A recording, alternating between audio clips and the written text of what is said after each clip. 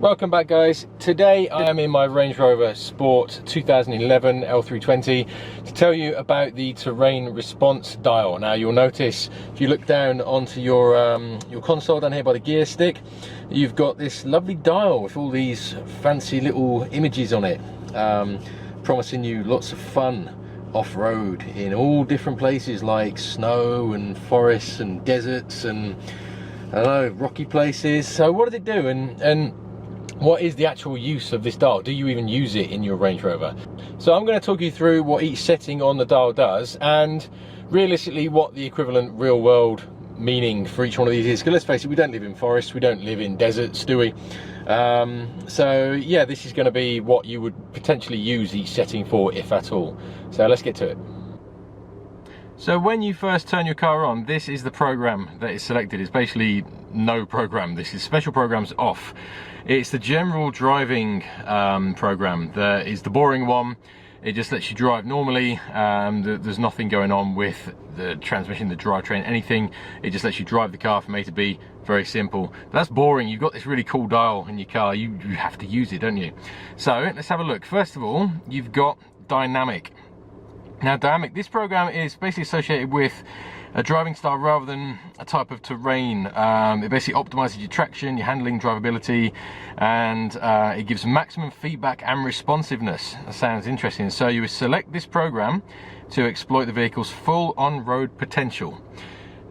Okay, so in real world terms, what does that mean? I get that as Schumacher mode. You need to get to the pub in a hurry, maybe you're late for the school pickup, or you're showing off to your mates at how your Range Rover can handle like a sports car.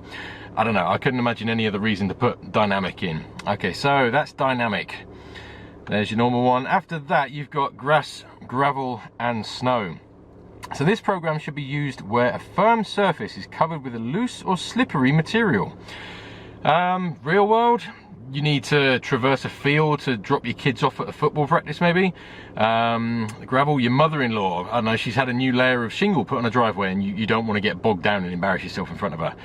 And snow, maybe, I don't know, the UK's had its annual 2 centimeters of snow and everywhere has grown to a complete halt and you want to go out for a smug drive. I don't know, that maybe could be all you're going to use the grass, gravel and snow setting for. Next, mud ruts. Okay, so this program should be used for crossing terrain that is muddy, rutted, soft or uneven. Now it says you should use low range as well for this, so basically you can't drive fast through mud. You have to go nice and slow if you're going to do that.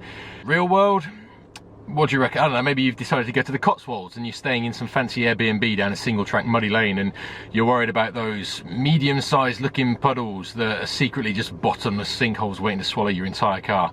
Or maybe you've been forced to park in a field at one of those overpriced children's farms that are actually just animal filled arcades that like to extract all your money. That's the only other reason I could imagine using the mud ruts setting in your Range Rover. What we got after that? We've got sand. Sand, this program, funnily enough, should be used for terrain which is predominantly soft, dry sand or deep gravel. Real world use, you've had a great idea and you decided you want to take your Range Rover to the beach. I don't know, perhaps you've got yourself a jet ski and you feel the need to drive the trailer actually onto the sand. I guess you'd use this setting to minimize the chance of getting stuck, but you probably will get stuck and everyone will laugh at you. So just make sure you take a friend who's also got a Range Rover who can pull you out using their sand setting. But if you both get stuck, you'll be on the news. And then finally you've got rock crawl.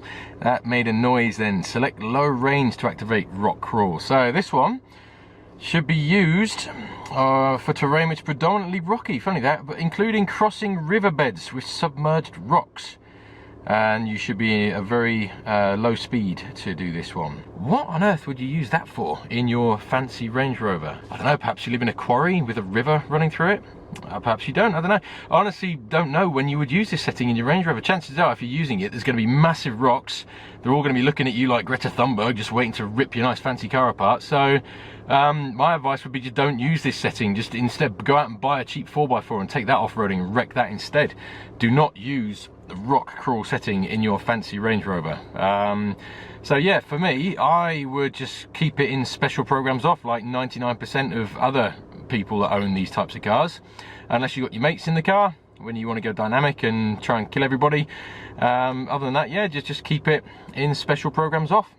So that's my short video on what the terrain response feature does in your Range Rover, and likely or more likely unlikely you are to use that feature in your car.